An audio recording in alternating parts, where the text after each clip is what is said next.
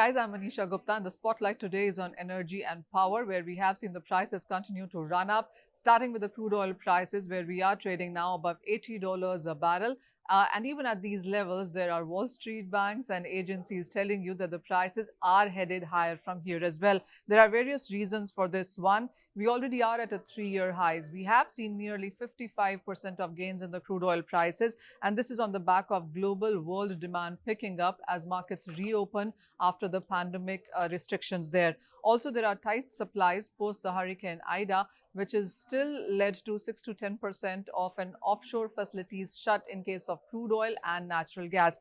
The crude oil inventories itself in the US are at a 3-year lows, and we are looking at crude inventories globally on a lower side, whether it's Asia or Europe, and that is continuing to support prices.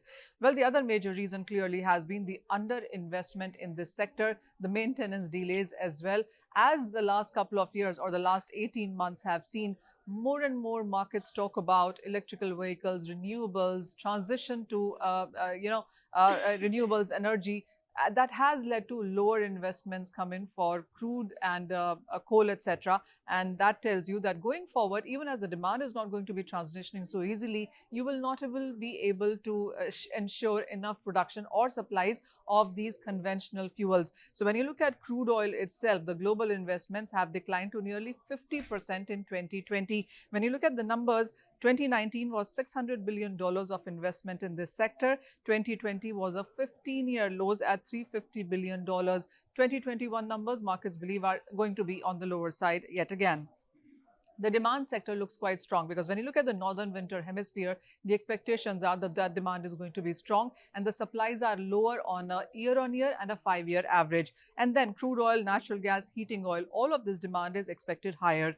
The power sector demand also has been on the stronger side. So when you look at the coal prices, they are trading at an all-time highs, $210 per ton at the last count, and we have seen the coal prices gain up by nearly 150% as well in this year itself.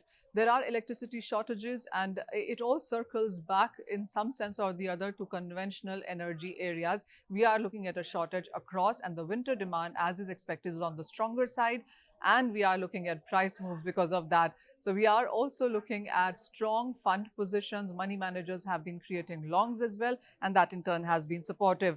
Talk about India then, and the impact here is going to be quite severe. We already have seen that come in.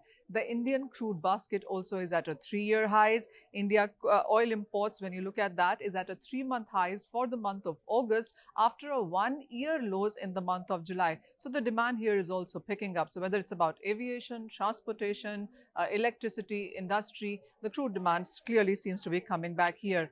Economists tell us that every $10 crude jump up in sense of prices leads to 0.05% of a current account deficit increase as well. And this year, clearly, with 55% of gains in crude prices, you will be looking at that impact across sectors, whether it's going to be the current account deficit or the GDP or the inflation numbers as well. And inflation numbers is something that you should keep an eye on because we already are looking at the petrol, diesel prices find their ways into commodities, agriculture, etc. And then you find crude oil usages in fertilizers, in paints, and various other sectors, and you are looking at price increases there as well. The petrol diesel prices already have hit an all-time highs in the Indian markets. And if you look at the year until now, it clearly has been almost a 21 rupees, 21% of a jump up in petrol and diesel prices, both in this year until now. And with the rising crude prices that we are seeing on a daily basis, you are perhaps getting ready for higher prices in this year and the next as well. There are expectations that the government perhaps would ease out in sense of duties around the month of Diwali or thereabout. But expectation also is that it is going to be short-lived, and with the rising crude prices, there's not so much of help that you will get from there as well.